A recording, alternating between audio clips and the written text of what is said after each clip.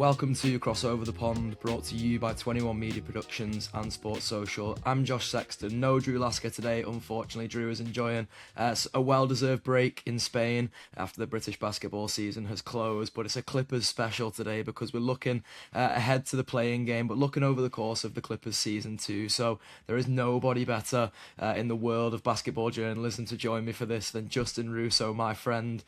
Fly-by night. How's it going, Justin? You good? I'm good. I'm doing all right, man. It's been a long year. It was good to see you though. Because I don't know if people know, but you've been to Clipper games before, and every time you and I get together and just we talk about the opposite sports that we each cover, so it's always very funny. It was the funniest thing. Like when I first went to a Clippers game, the first time I was like, right, I'm gonna have to network and meet people and stuff. And I think the first game I went to, I didn't speak to anybody. So then I had a little bank of three because I tend to go for the Clippers have a home stand for a week or something. So I was like, I've got a little bank of three. So second game I was like, right, I need to make sure I speak to somebody. The first table I sat down at was your table, and I think you must have heard my accent and went like, oh, you British? And I was like, yeah. And you like football? And I was like, yeah. And then we just got talking about football, and that was kind of the start of the friendship from there. So yeah, Arsenal fandom for you, Liverpool fandom for me was what actually sparked this friendship. But of course, bonded by the fact that the Clippers are our kind of communal work interest, at least, if sometimes nothing more, because they frustrate the life out of both of us. But I want to talk about this season, Justin, because as you say, it's been a very, very long one. So sort of taking it back to the start of the season, I remember coming into the season with a little bit of a pessimistic feeling, which was it was kind of nothing to do with the makeup of the roster as such. Really, there was just something that was telling me like there was maybe something in the water. We did a Clippers podcast before the start of the season as well against the Utah Jazz, and my co-host for that, James, who runs the Clippers UK page, he was kind of saying he was optimistic coming into the season. He felt like the roster was a good one, and I was like, yeah, I think I kind of agree, but also this Utah Jazz game has given me a really bad feeling. Like the Clippers are not good against young, athletic teams. Teams in the NBA were only getting younger, more athletic, and that's kind of how it turned out. The Clippers got bludgeoned by the Utah Jazz, and of course, the bad run kind of starts from there. And I don't know, if I was to have to rank the things that were going wrong at the time, it felt like a kind of perfect storm really for the Clippers. But I'm going to put you on the spot here, Justin, and say if you were to rank, sort of thinking through the 6-21 run, the things that were going wrong for the Clippers, where would you even start? So I came in with a pretty optimistic view. Like I thought they'd. It was funny because I'll say this: I was in Utah, Salt Lake City for the opener. I was at this season opener, and I remember sitting down at the media dining table, and it was myself, Brian Seaman, who's with the Clippers and TV crew. I believe Jim Jackson was there, and we were kind of just talking about so Brian and I usually we have a very good rapport. We'll talk about a lot of random stuff, and then so he asked me what my thoughts were on going into the year, what I thought they could do in terms of wins. I said, I could see 52, 53 because they just came off a year where they won 50. And I did think their team got better. They were going to have Kawhi Leonard from the beginning of the season. So I was like, all right, this is the platform to kind of go off of. And then I remember sitting there. I think it really hit me early second quarter of the season opener in Utah as I'm sitting there watching it. And I'm just like, oh, they're just old. You realized how old they really were as this team just absolutely annihilated them in every sense of the word. It didn't matter what they did. And I've talked to players on the team who recalled to me from that night that as they were sitting on the bench watching the game happen, and even in the first half, we were just like, oh, we're going to come back. This will be fine. We'll make our run. And it just never happened. And it was very apparent very early on that this was just an old team. A lot of guys were also trying to figure out new roles. It was also a little bit weird because, one of their bigger signings, was Bradley Beal, who didn't really get a full training camp with the team. I don't even think he played a preseason game, or if he played the last preseason game. Yeah. And it was 20 minutes, and that's kind of where his minute cap was to start the year too. But then they started him, and it became this weird thing. It's not blaming him. It's just what ended up happening. And Chris Paul's on the team, and he wasn't really expected to play much when he came in, but he's the backup point guard because Bogdan Bogdanovic got injured 2 minutes into the preseason debut with a back injury, and he couldn't really go to start the year. So it puts Chris Paul on the floor, who they didn't want to play that much, and it just everything just snowballed, I think, from there. Which is funny because they started 3-2. Like, even with as poor as they'd been, they started 3-2, and they were tied with Miami in the 6th game of the year. And then Kawhi Leonard, with like 2 minutes to go in a tie game, rolls his ankle. They end up losing that game at the very end, I believe by 3 points. And so they're 3-3, but then Kawhi Leonard has to miss the next 10 games because of an ankle sprain. I think they went 2-8 during those 10 games. They were like the 2 games they won, I think, were both in overtime, and one of them was I think James Harden's 55-point game in Charlotte, and the other one I think was his 40-point triple-double in double overtime in Dallas. And you're just like, okay, it's taking superhuman efforts from James Harden to even win games against teams who at the time also were not good, and because Charlotte at that time was still just as bad as the Clippers were. Obviously, Yeah. they had one of the greatest turnarounds I've ever seen. But yeah, like it was everything because Bradley Beal fractures his hip 6 games into the 6th game of his season, but I think it was like the 8th game for the team. He fractures his hip. He's out for the season, which, by the way, he fractured his hip against his former team, which kind of also is like a weird thing that happened. And so they're just struggling, and then they just couldn't get on this. Guys were banged up. I think at that time Derek Jones might have. I can't recall if that was the first of his 2 knee injuries, but he suffered 2 knee injuries this year, both against the same team, and in 2 different games, which is insane. But also this gets crazier because like even when they turn the season around, which we'll get to in a minute, but like even when they turn the season around, their 2 remaining backup centers both got hurt against the same team in separate games as well. So like all their injuries this year came in 2s, which was very strange. Like each player got hurt like twice. But yeah, their start was literally because their 6-21 start really boils down to like 3 things. Number 1, they were just very old and slow to start. And then some of their players who were supposed to be important got injured, and they got injured at the same time, which really killed a lot of that stuff.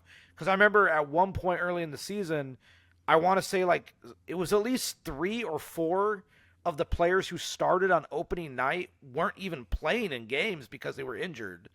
And then so it was they were old, they were injured, and then they were just bad. Like everything they did was just bad. They were slow in and out of offensive sets. They weren't making shots. On defense, they were not able to stay in front of anybody. And then they weren't really good at deflecting the ball or getting in passing lanes, and even contesting shots was a chore for them, to where I think teams were shooting, I want to say it was something close to like 45% on wide open threes against them, and they were the worst 3-point defense in the league. They weren't really getting steals as much as they should. They were the worst turnover team in the league. And so it was like all these problems. They couldn't rebound anymore. Like last year, they were the best defensive rebounding team in the NBA. And this year, through their first 25, 27 games, I think they were like 3rd or 4th worst. And so like they like literally, I remember I wrote an article about how bad they were like early in the season. And I was like, they can't rebound, they can't score, they can't pass, and they can't shoot. I was like, but beyond that, everything with this team is fine. It just was going haywire. But as for some reason it just turned around, which was still perplexing for like 2 to 3 months for me covering because I like, it sounds crazy, but like for the first 2 months of the season, because it lasted till the middle of December, through the first 2 months of the season, I spent time nearly every post-game session trying to get someone on the record to just say they were bad, because that was the reality of the situation. And I thought, like, it wasn't like I was trying to make a story out of it, but like I felt like there was this general sense among them that we'll be fine. Oh, it's not that bad. And then I vividly remember a post-game session with James Harden in the locker room and I think this is after they were like probably like 6-20 or something. And I want to say they had just lost to Dallas, or maybe it was a Memphis game. It doesn't really matter. But I remember saying to him, or I remember asking him, like, why do you think you can turn this around? And he said, because what choice do we have? And then I remember the only response I had to him on the record was, well, it can always get worse. And then he said, it can. And that was all that's all that it was. But at least it was an admittance from someone that, like, it could get worse. Like, this wasn't just going to magically fix itself. But then, like, all the stuff that they had done wrong and all the bad luck that they had slowly started to patchwork itself together. Like, the first game that they really start this run on is December 20th against the Los Angeles Lakers. And they did get a little bit of injury fortune themselves, which was they didn't have to play a full-strength Lakers team. And then Luka Doncic had to leave the game, I believe, midway through that game. And they were able to win the game, and it kind of gave them some momentum, which was on a night where pregame that night, Tyronn Lue, their coach, says, I challenged the team to go 35-20 the rest of the way because that gets us to 500, which I've seen this man call his shot several times, and it's still astounding to me. Because I remember when he said it, the room is full. Like, the press conference room for that pregame was very full because it's a Laker game. I believe it was national television. And so there's like a lot of media members, and there's probably like close to 40 people in the room. And I'll never forget when he said it, the general feeling in the room was like, wait, what?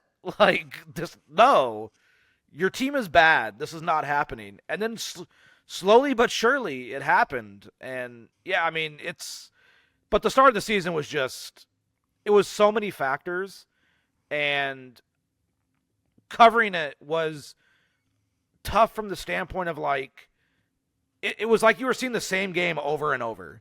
Yeah. Because they'd be in a lot of these games, and then late in the third quarter and into the fourth quarter, they would just get hammered, and that was it. And what were the vibes like around the team at the time? Because I think it's funny, really, as particularly as a sports fan, you probably have a kind of perspective on this as a fan of some of the teams yourself, but you get more of an insight when you're a journalist and you're in locker rooms and stuff. Like, I think you tend to sort of think, because you're a fan and you come away from it and you're like, God, that was depressing again, like losing, as you say, the same way over and over again. It almost gets like more depressing each time, and you kind of assume that maybe the players might just be like being depressed all the time. And yet I think the case more often than not tends to be like the players are just like trying to keep together, determined to get out of this. There doesn't seem to be much of like a fracture in the locker room. But of course, at the point the season kind of bottoms out in terms of vibes, the Chris Paul thing happens, and the Ramona Shelburne article comes out and kind of gives a bit of an insight that maybe there were some bad vibes around Chris Paul and the team, or maybe especially Chris Paul's relationship with Jeff Van Gundy and things like that. Were you getting a sense of that in advance of it happening, or was it just really when the Chris Paul stuff blew up that you were like, okay, like there was actually a little bit of a fracture here in the locker room at least? Well, there were some, like, people on the beat had known there were some behind the scenes stuff that had already been brewing between Chris and the coaching staff. But also, like, it just came across more as the team is bad and they're struggling, and so everyone's just kind of like, like animosity runs high and guys are trying to fix it, and you could rub people the wrong way. But it just really got too bad is what happened on that front. And so that situation came to a head on a flight to Miami, and not to go too deep into stuff that I heard, but like, how bad does a plane flight, like, okay, so to set the scene for that, I believe on a Friday, I want to say this happened on a Friday. The Clippers lost, I believe, a Friday home game, and then they flew Saturday cross country to Miami to, I think, play a Sunday, like midday Sunday game, I think, or something. And then they lose that. They get absolutely, that game against Miami was the turning point, I actually feel, because they get massacred in Miami. It is bad. It was so bad that, like, I couldn't believe that this was actually happening, because I think that at one point they're down like maybe 45, I think it might have been. And then Kawhi Leonard actually plays the entire fourth quarter, I think, in a game that they're down like 40, which is absurd to even think about. Like, he's a star player. Why would he do that? but it also felt like a little bit of a message. Now I had asked off the record to several people did Kawhi ask to go in or did he just get subbed in? There was none of that. It was basically like we're just going to play these guys and just hey, like these guys need to get their minutes in. It's still somewhat early-ish in the season. They need to like work their legs up because Kawhi was still fresh off of coming back from an ankle injury, so he needed to play a little bit more. But then it was very notable who came into that game, like even while they're down like 35, which was I believe it was all the starters except for I think James Harden didn't come in because he actually needed a break. He'd been playing a lot of minutes, and I think Chris Paul didn't play in the fourth quarter either. So it was like really weird. Like even if Ivica Zubac came back in, I think John Collins came back. Like all these guys come back in the game, but like not the 2-point guards, which was very weird. But at the time it was what it was.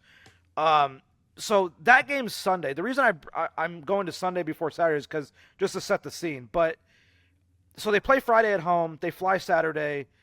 They play in Miami that Sunday, and then Chris Paul basically gets sent home that Monday.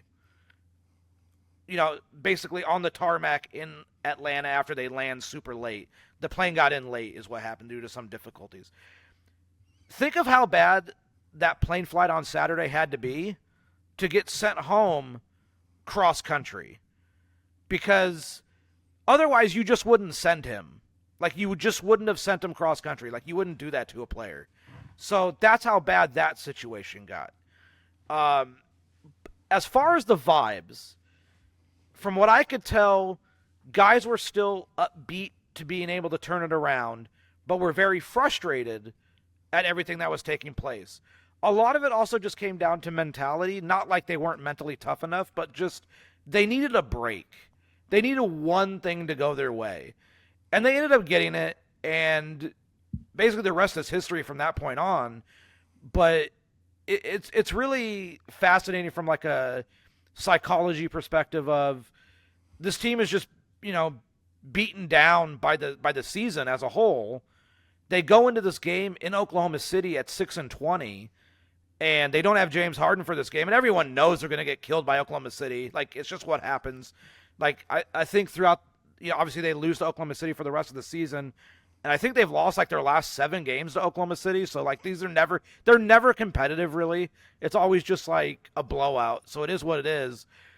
But so everyone knows they're going to lose. They're going to be 6-21, and then they just turn it around. But the vibes didn't waver. It was just, I think they were just all very frustrated. They knew they were better than their record, but their record also didn't tell a lie. They were that bad. They just had to prove that they weren't actually that bad anymore, and they did. And I kind of wonder, and like you feel free to correct me if you think I'm going down a path on this one, but like I kind of wonder whether Chris Paul getting waived in the way he did actually kind of sent a message to the other players in the team. Like, they're not going to end up waiving Kawhi Leonard or James Harden, for example, but also James Harden and Kawhi Leonard were playing like an all NBA level during this time. So like they weren't worthy of that either in terms of the production they were given, even if the team weren't necessarily winning. But it kind of sent a message to like anybody else on the roster that like, you're not guaranteed a place here. Like we don't mind waiving Chris Paul in his final season when we're going to put his jersey in the rafters after it and all these kinds of things. Like no one's place on this team is guaranteed. If you're not going to be part of the team, if you're not going to be sort of team friendly in a vibes and morale sense, if you're going to disrupt things so much, then like we are prepared to get rid of you, because at the moment like we're kind of like cleaning the decks for 2027 anyway, but also we still want to savor what is like left of this season. Yeah, it's funny because nothing could scare the crap out of you more than watching one of your teammates just get told to go home. You're not needed anymore. They didn't they traded him later, but they didn't trade him right then and there. They basically just sent him home. And yeah, I'm sure for a lot of the guys who weren't making $40 million, of which there's probably like 8 guys on the roster making $9 million or less, who were probably just like, shit, like if they sent him home and he's a franchise legend in his final year, and they knew the PR optics hit that they would get for that, and they still did it, what could they do to me, who doesn't really mean that much to this franchise as a whole? not as much as he did, and they sent him. So I'm sure there was some of that, but also I kind of just think at a professional level, they probably just internalized it as like, look, they sent him home. Yeah, maybe this could happen to us, but also maybe we're the reason he went home. And they you could internalize that to then, be your. One of the things I ended up writing at one point when it got really bad is they need to stop waiting for like the season to turn itself around. Like you can't be a passenger in your own survival is what I ended up writing. And they eventually realized they had to just play harder. I don't know if that was because Chris Paul gets sent home in mid-December, but eventually it was guys. It was crazy to watch basically an overnight turnaround of guys who were willing to dive on the floor to get a loose ball and fight for rebounds, and just it was like night and day, just literally right overnight. And you mentioned about Ty calling his shot. Obviously, that speech before the Lakers game is now kind of, I guess, infamous, really, in the sense of like he calls that it's going to be 35 and 20. It actually ends up being better, by the way, over the course of the season, which might be the second craziest prediction I've ever seen him make in my tenure covering the Clippers. By the way, the craziest one, the craziest one was 2021. First round against Dallas. They lose the second game at home, so they're down 2-0 to Dallas. And the series now goes to Dallas. And he makes this random comment about, like, it's just so off the wall, where he said, he gets asked how they can turn the series around because now they have to go on the road. And he says something to the effect of, like, well, all the pressure is on them because now they have to do it at home. And it's like one of the weirdest comments I've ever heard. And then, like, the story goes, in Game 3 in Dallas, the Clippers are down like 20 in the first quarter. But they come all the way back to win Game 3. They win Game 4. They come back to LA, lose Game 5, which is hilarious. So now they're down 3-2 going back to Dallas in Game 6. And Kawhi Leonard authors probably one of the 5 greatest basketball games I've ever watched in person. And then Game 7, they come back to LA, and it was the only time in the entire series that the home team won. I think it's the only series in NBA history where the road team won the first 6 games and then their home team won the 7th. I have to double check, but I remember at the time it was very strange. Yeah, that definitely was a strange. I'm glad you brought that up, to be fair, because there's a lot of mystic tie predictions in the sort of history books there. But you mentioned about him calling his shot, and there was a few things that I think you've sort of mentioned there, sort of ranking the things that were going wrong at the start of the season, and there was definitely a bit of like a transition period with the guys who'd come into the team as well, and one of them who was sort of like almost chief among them, I guess, was John Collins, because he'd eventually come into the starting lineup. I don't know if he started the season in the starting lineup with Bradley Beal as well, but he'd come into it and not shot the 3-ball very well, not done a lot of the things that John Collins could do very well for a team, very well really. But Ty calls his shot, John Collins 3-pointer starts to fall at like quite an amazing clip, to be honest. And it's not saying that that's the the sole thing that turned the Clippers season around, but you mentioned about the Clippers, being a bad defensive team to start the season. That was the sort of almost the most frustrating thing that had flipped from the season before, because the season before this was like a top 5 defense in the league. Suddenly they weren't a good defense. That never really changed over the course of the season. The Clippers are still, like, I think they're only like a 15th defense in the league, so they're about league average for defense, really. But John Collins' shot starts to fall, and things just start to click into gear in quite an amazing way. And you mentioned that Lakers game; it was definitely one of those where it was like perfect storm in a bad way for the Lakers, perfect storm in a good way for the Clippers. But after that, they win. I think it's 6 in a row, is it? And in that, there's a great win against the Detroit Pistons. There's a almost like exercising demons win against the Utah Jazz, which feels like it was sort of the complete flip from earlier in the season, albeit at this point the Jazz are like kind of starting to tank. Obviously Walker Kessler's gone down at this point and stuff. They lose the January 3rd game in Boston, get bludgeoned by Boston, but by that point we all know Boston are legit as well. But Derek Jones Jr. goes down again, and like I was sort of caught in a loop at the time where I was like, I kind of think something should change. But like I sort of don't know what. Like I was on my Clippers podcast earlier in the season being like, maybe you just make the front office change, and like, I was even saying like maybe there's a move to put Jeff Van Gundy as the head coach just so you can kind of like inject some like energy into this team, because that was all Jeff was bringing off the bench at the time, was just like sheer energy, and all like one of the main things he brings is like, energy off the bench for me, as much as obviously all the defensive stuff is like incredible. But then after that Boston game again, like everyone around the team was going like, when we get Derrick Jones Jr. back, like we are gonna be legit again. Like we don't need to go and make like wholesale changes to the roster, and that's kind of the way it proves. Like the win percentage from there is unbelievable, and one of probably the most unbelievable in a season of unbelievable things for the Clippers. One of the most unbelievable like fan and team things happens, which is Rob Flom from 213 Hoops. Says that I can't remember what the record was. I should have got the tweet up, but maybe is it like 15? 15-3. 15-3, I thought it was. If the Clippers go 15-3 at any point, he'll print this tweet out and eat it. And I don't know, Justin. Like you'll get more of a sense of what the locker room was like at the time than me. I would kind of have presumed that Clippers players maybe wouldn't have seen that. And I'm trying to remember again who was the opponent for the paper ball. You'll have to remind me here, Justin. It was actually Brooklyn, which made it even funnier because Yeah. everyone knew going into that it was about to be like just a hammering. They were just going to kill Brooklyn that night.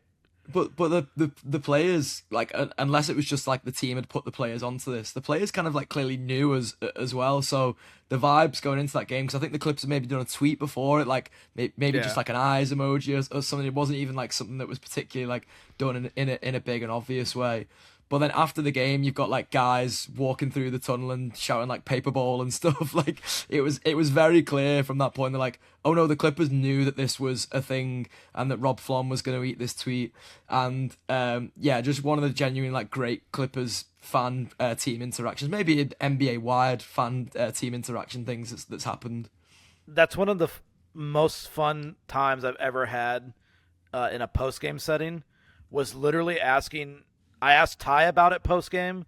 I asked every player that we got for post game. I asked them about it. It was just a fantastic time. When I informed Ty had not heard it. He said he didn't know about it, but he said that they needed to make it happen they needed to set the camera up themselves basically to make it happen. So it was like a very funny instance. I ended up telling Zubats about it. And he said one of his lasting quotes was "Send me the link," because he wanted to watch it.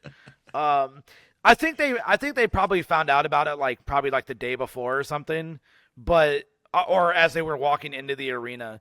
But it was one of I probably had the most fun at that game that I've had all year, because it didn't actually feel like you were there was no stress in that game. No disrespect to the Brooklyn Nets, but no one in that arena ever thought they were losing to the Nets that night. And it just became a very it reminded me of almost like a college atmosphere game where everyone's just there to have fun against a team that you're just going to beat. But it just felt like a party, like a festival atmosphere. And it was just a very fun time. There's been so much that's happened this season that not being the number 3 thing that ever that happened this year is crazy, because for a lot of teams that would probably be a top 3 thing that happened, and it didn't even register as probably in the top 5 or 6 for the Clippers. But still, definitely a nice fan and team moment off the back of that. And the Clippers are certified a good team at this point. They lose to the Denver Nuggets, which is absolutely no shame in doing at that time, at least. Whatever you thought of Denver going past that point, and then trade things start to happen. There's so many chapters of the season. Even as I'm going back through now, I'm like, God, there really has been. The season has been a lifetime.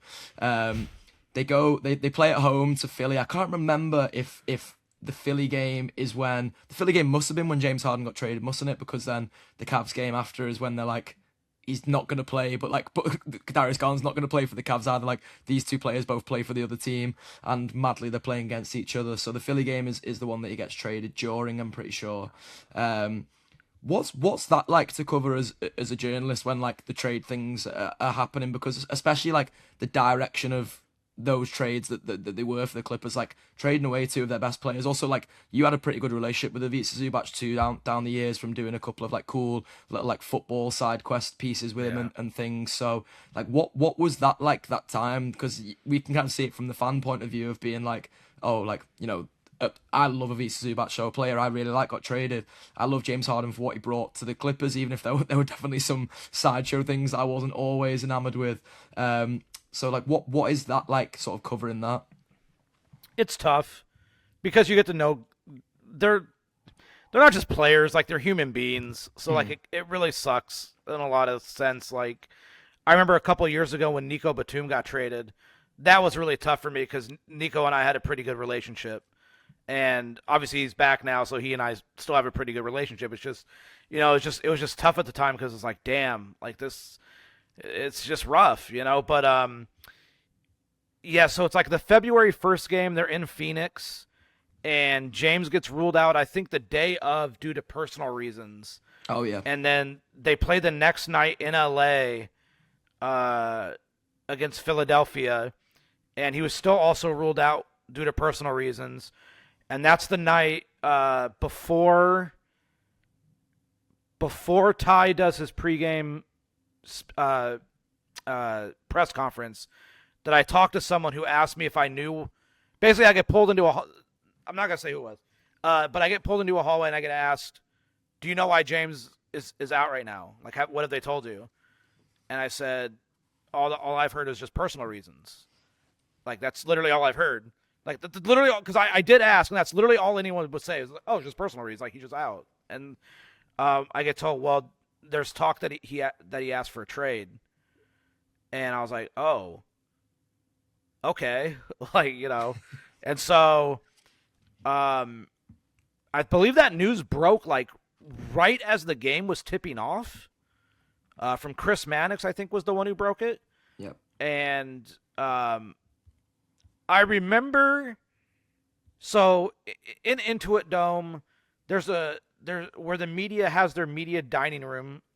Josh, you obviously know, it's like there's the media dining room and everything, but then there's like 2 side doors where the media workroom is. And you go in there, it's basically just like an airtight, soundproof room. You just go in there and you just get your work done.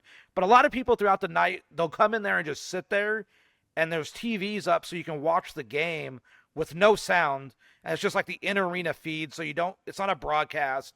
It's just the in-arena feed live, and there's no sound, and you're able just to talk to people and whatever. I remember being in that room for, I think, all but maybe the last 5 minutes of that game, because we were talking to people and we were all writing. And I will say this, I wrote my entire James Harden trade article for Darius Garland right there in that room, like 2 days before it even became official. That's just how it is. But I mean, I watched a little bit of the game, but they ended up losing, I think, by like 15 or something. Yeah. And so yeah, that was a little bit of a shock. But once that happened, I think we all kind of expected the Zoo thing would happen, because there had been some rumblings that not just Indiana, but other teams had been looking for a center, and he was going to be the best one on the market by a mile. And yeah, basically what ended up happening with that is Indiana felt the need to keep upping their offer. As far as I understand it, the Clippers in Indiana worked until I want to say probably like 3 hours before the deadline to kind of go over like the permutations of everything that they wanted. And yeah, I mean, the story is that when Zoo got the call from Lawrence Frank that he was being traded, that they were going to have to, accept this offer, because what Indiana offered them, they would have been foolish to turn down, point blank and period. Like you just have to take it. And I think Zoo probably understood that, and that's why there was no hard feelings. And he actually asked if he can come into the facility to like say goodbye to everybody in person. And he comes into the facility. The story is he comes into the facility. They sit down in a gigantic circle. Everyone's talking about, like, reminiscing about good times. Everyone's crying. It's just an emotional experience, and that's how Ivica Zubac got traded. I mean, he was the longest tenured Clipper that they had on the roster. He, just so people understand, he predated Kawhi Leonard. And now Kawhi Leonard is, I believe, at this point, the longest tenured Clipper still. Yep. And technically the second one is Nico, because Nico came that first summer. Or the second Kawhi year, Nico came. Yeah. But yeah, so it was like it was like watching one of your relatives move away, and it's just very sad. But you're happy for them because he went somewhere where they're going to compete for a title next year, and so that part was really cool. And one of the other fun moments for me this year is when he came back with the Indiana Pacers, and I walked into the road locker room, and I went to where his locker would be in the road locker, which it was there, but he wasn't there. And I look around the corner because that's where the road weight room is, and I see him, and he sees me through the mirror, and he smiles, and I wave to him, and then I waited for him to be done so I could talk to him. And they had his entire locker just completely decorated with all sorts of cool stuff like balloons and pictures and stuff. Like it really sent it home that like even though he got traded, like he's still a Clipper. Like there's no animosity, there's no bad feelings.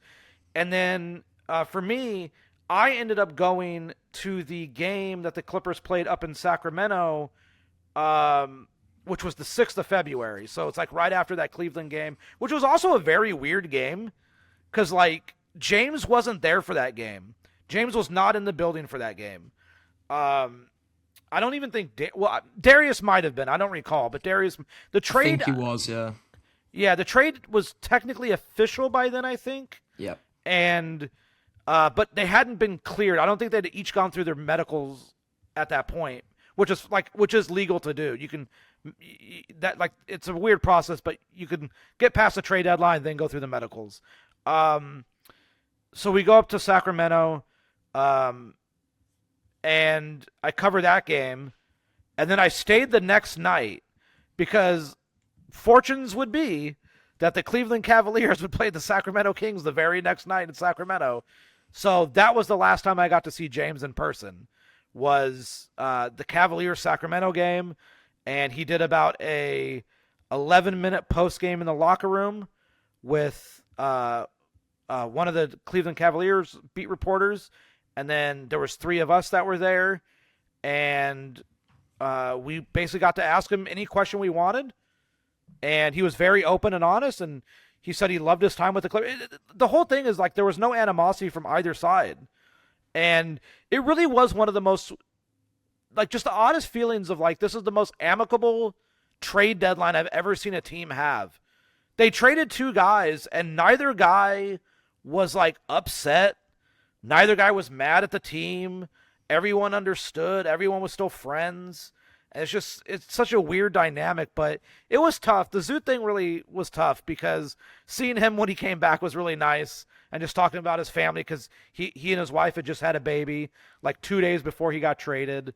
And yeah, it really drove home the human element of sports, which I do think gets lost quite a bit as we, as you hone down more onto sports, you tend to forget like they are people who go through things. And so it was a reminder to me, which sounds crazy, but it was a reminder to me that like they're people and this all kind of sucks. But yeah, it was just another speed bump in the middle of a season that was just going 90 miles an hour. And it's funny because earlier you mentioned like you forget how many different like turns the season took.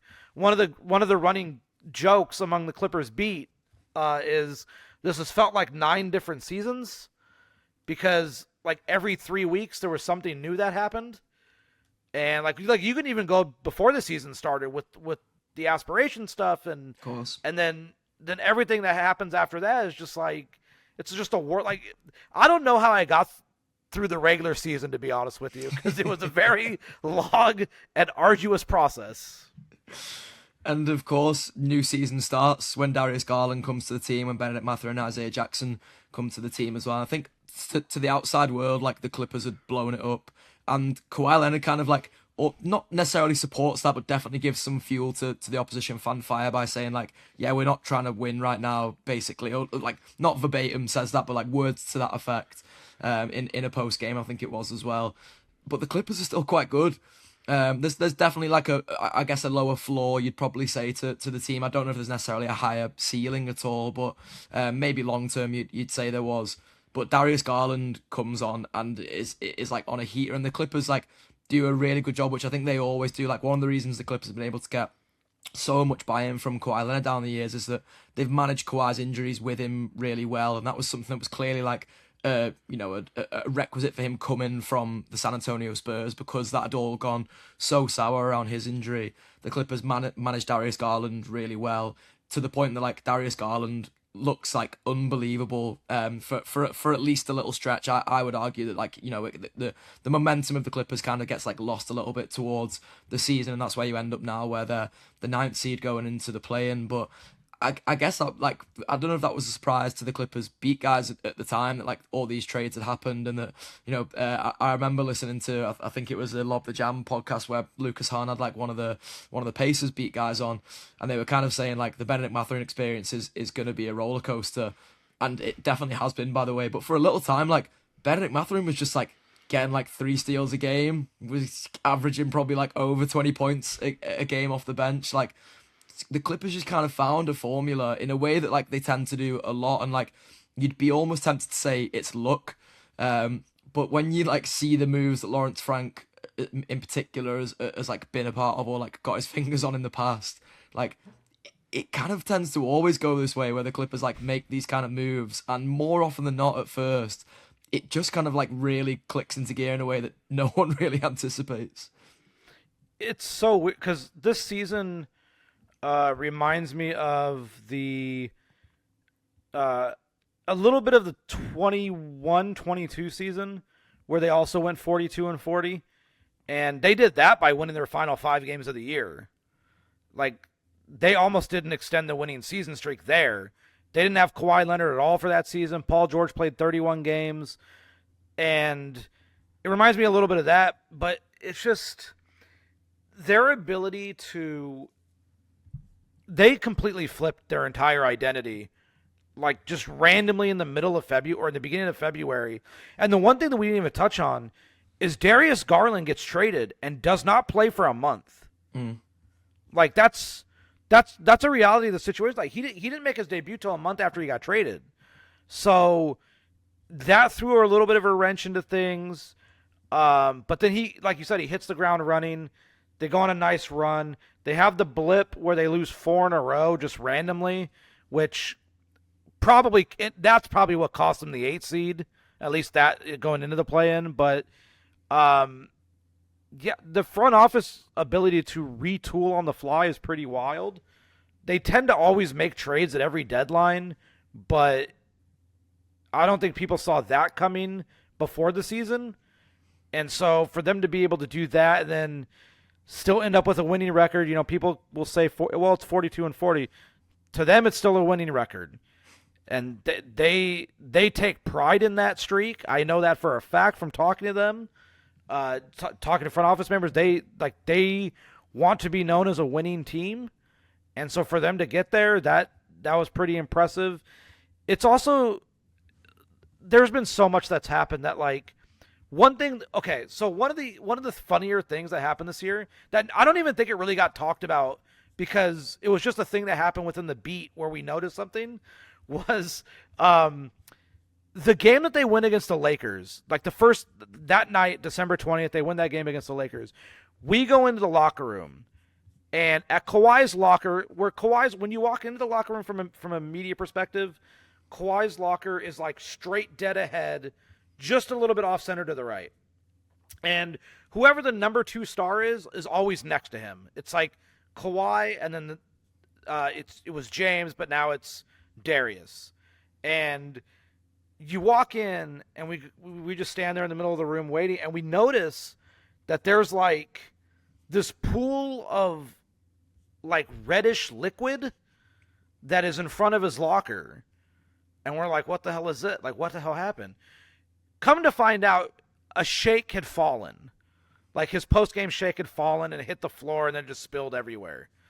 But one of the running jokes was Shakegate.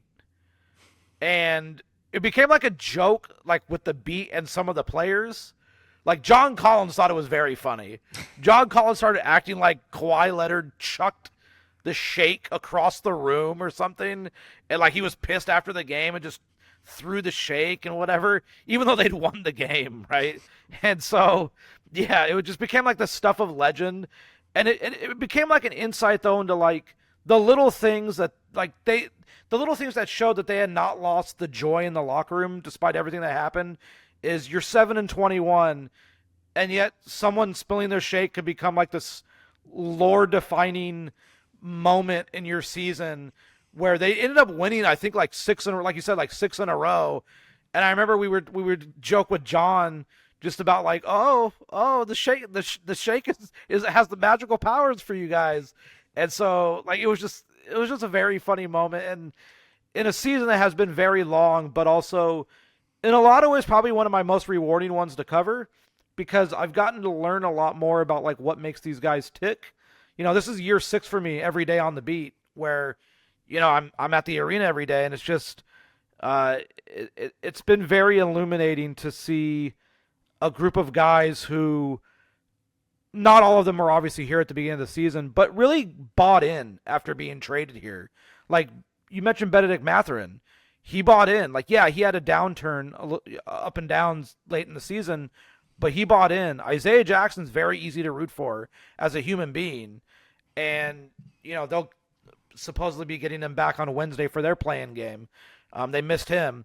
We didn't even touch on Yannick Conan Niederhauser, the rookie center who gets injured in the return game for Ivica Zubac with Indiana. Zoo didn't play, but Yannick gets injured, and I wrote a full feature story on him because he's a very fascinating individual. Yannick's probably one of the cooler people I've ever talked to, because he's 7 feet, but when he was younger, he was like a judo. I think he was. I forget what belt he ended up being in judo, but he was a very high-level judo practitioner, and he gave that up because he loved basketball. And so he's just like a very funny guy to talk to. But yeah, like, so he gets injured, and that kind of derailed a little bit of their season for a brief moment, but then Isaiah comes in, and then, like, it's been very weird. We didn't even touch on the Brook Lopez thing either. Brook Lopez is 38 years old. And probably the coolest guy in that locker room to talk to. It's been a very interesting year, and I don't know how it's going to end. The likelihood is they probably lose in the play-in, right? Just based on odds. But I know they want to make the playoffs because that front office does, the players do, and I don't know how it's going to go. But the fact that they turned it around and even gave themselves a chance through everything that went wrong. Some of it was their own doing. Like, we can be honest. A lot of it was their own doing, but then they got bad luck with injuries and all this other stuff. But it's been a very just fascinating time around the team. And it's not over, because in that Indiana trade, they now have to pay attention to May 10th, which is the draft lottery, because there's a chance, like you ended up talking about, like, the rebuild for the future. If the ping pong balls go their way on May 10th, we might be talking about the rebuild happening a lot sooner than they had actually anticipated. Yeah, absolutely. And in the meantime, they obviously are going into the play, and we'll just use this to wrap up now, Justin, because in this season of all these crazy things happening, if I was to sit here right now and say to you that the Clippers will win 2 playing games to make it into the playoffs, therefore be the 8th seed and face the OKC Thunder in the first round, and with all the narratives around the OKC Thunder and the Clippers down the years of the Shea and the Paul George trade being one of the worst of all time, and all these different kinds of things, having now lost maybe 7 in a row to them, as well as you mentioned before, for the Clippers to cause some kind of upset in that first round, especially given OKC's season, by the way, where, like, at first we thought they might be better than the 73-9 Warriors. It turns out they're not, but they're still an unbelievable basketball team.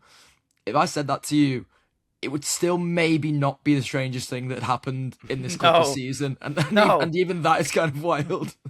Yeah, it's very strange, because on Sunday night, after they beat the Warriors, we were talking in the workroom, and there was like 3 or 4 of us, and we talked about how kind of fitting it would be if this year actually ended in the first round against OKC, because it would really feel like everything came full circle from the Paul George trade and Kawhi coming here, and really would feel like the end of an era to where, okay, what's next? And I don't know. Maybe that's it sounds weird to sit here and say, well, when they lose, like when they lose to OKC or if they lose to OKC, but that's kind of how it is. Like whoever plays OKC in the first round is going to lose. That's just how it is. I don't think you're seeing a 1-8 upset really ever again, unless it's the Charlotte Hornets against the Detroit Pistons. I think that wouldn't fully shock me, but it'd still be a little bit weird. Yeah, we root for Musa Diabate heavy around here, so that's right. That's all good. I'm a big Con Knipple fan, so yeah, absolutely. That's my guy. But I kind of think that would be fitting. Now, do they win 2 playing games? I don't know. The one belief I've had is if they can win Wednesday, which is a big if because it's still Golden State, It's still Steph Curry. I was texting Tomer Azarli earlier today. He and I text like all the time. He told me a stat that kind of blew my mind. I think he said the Clippers have won 10 out of the last 11 games against the Warriors is what I think he said. And so I told him, I said, good job. Now it's going to be 10 of 12. So good job on that one. Thanks, Tomer. Yeah. But if they win that game, I think the only way they make the playoffs, to be perfectly honest with you, is if Portland beats Phoenix on Tuesday. I think that's the best chance the Clippers have. I think they can beat Phoenix. I don't think they can beat Portland. The last 2 Portland games, the game in LA was one thing. Going up to Portland on Friday, which is this past Friday, which is where I was, boy, that was brutal. Yeah, they got back in the game. They actually had a lead in the fourth quarter, which was shocking to everyone in the arena who was watching. It really felt like a Division I team against a Division III team, or it was just like good, like not in like talent level, but in size, speed, athleticism, strength. It was very jarring and eye-opening, and so I don't think the Clippers can beat Portland. But Phoenix, I give them a decent to good chance to do it against. But like everything, it comes down to Kawhi Leonard. It's going to come down to Darius Garland. Those 2 guys have to have great games. If one of them isn't having a great game, it's tougher. The other weird thing is like the one dynamic that like never really got talked about after all the trades is Brook Lopez is basically their third option now on offense. And that's a tough ask for a 38-year-old center. But he's been good enough to at least supplement those guys with some offense to help them. But yeah, it's been an interesting dynamic, and I don't know how this is going to end. For me, after this, I just go cover the LA Sparks, but so I might not even get any off time depending on what the Clippers do. I didn't last year, but this has been such a wild season that I would not be surprised if they make me go another like 2 weeks. So, because to be perfectly blunt, when they lost at home, I think it was a home back-to-back to like Memphis and then Dallas. And I want to say they were probably like 5-15 or 5-16 at that time. I remember walking out of the arena that night, and there's a group of us walking out to the parking structure. And I remember we had actually said as a collective, that's the end of the season. Because at the time we had kind of thought like the Clippers were going to be in like the mix at that point for maybe the 10th spot. And if you're in the mix for the 10th spot, it's with Memphis and then Dallas. Because those teams at that time were basically on par with the Clippers, right? Well, both of those teams got hurt, or Memphis got hurt. Dallas just also, I guess, got hurt and then kind of fizzled out a little bit. But yeah, it didn't end up being the season, which is funny to look back on that, like 20 games into the season, you thought that was it. And that's a quarter of the season. Like that's 25% of your season where you were objectively bad, and then it went on a little bit longer than that. I think it became like 32% of their season. I remember one time I like looked it up. It was like 32, 33% of the season. They were just they were a half game better than the New Orleans Pelicans at that time, and the Pelicans were just awful. And they were the second worst team in the Western Conference. And the jokes at that time were they were going to give OKC a top 5 pick. And now look what ended up happening. They turned. I still can't believe. The more I talk about it, I still can't believe it actually happened. And you were there to cover it every step of the way, Justin. And every step of the way. A lot of miles driving. Yeah, we as Clippers fans, thank you very much for your service as well. And I can't wait to message you when the Clippers take OKC to 7. I'll do it before the game, just in case. But I can't wait to message you and be like, look how far we came, buddy. Yo, look, we did it. Look at us. Oh no, Justin, thank you so much for coming on Crossover the Pond and giving the NBA UK fans insight into the Clippers season. I've been trying to do it in dribs and drabs so far, but nobody gives better Clippers insight on the beat than Justin Russo. So thank you so much for joining us, Justin. Appreciate your time. Thank you, man. I appreciate it. I can't wait to see you again in person so we can talk about something that isn't basketball for me, but probably hopefully is basketball for you. Absolutely, and I'm sorry that you won't be getting the rest, but also you chose to cover the LA Sparks, which is clearly a very rewarding experience for you, but also like just have an off season, Justin. Come on. I actually, to be one last thing, I actually really love covering the LA Sparks. Last year was my first year doing it. I'm going to be doing it again this year. This is not a shot at the Clippers or anything. I had more fun last year covering the Sparks than in pretty much any Clipper season I've covered. Yeah. And I think it's because of like the access was different, and not like the access was better, but like it just felt a lot more relaxed. And so I wasn't having to. And it wasn't 82 games where I'm there for 6 months, and all this stuff. So it was very fun. I actually loved it. I can't wait to do it again. They should hopefully have a good season, hopefully for me, just so I can cover playoff basketball with them and then go right into another NBA season. Absolutely, yeah. The WNBA is a lot of fun to cover, and you get to enjoy the Ariel Atkins experience now as well, which, as someone who's covered the Mystics a couple of times, is a fun experience. So you get to enjoy that, Justin. Thanks for coming on, mate. Thank you.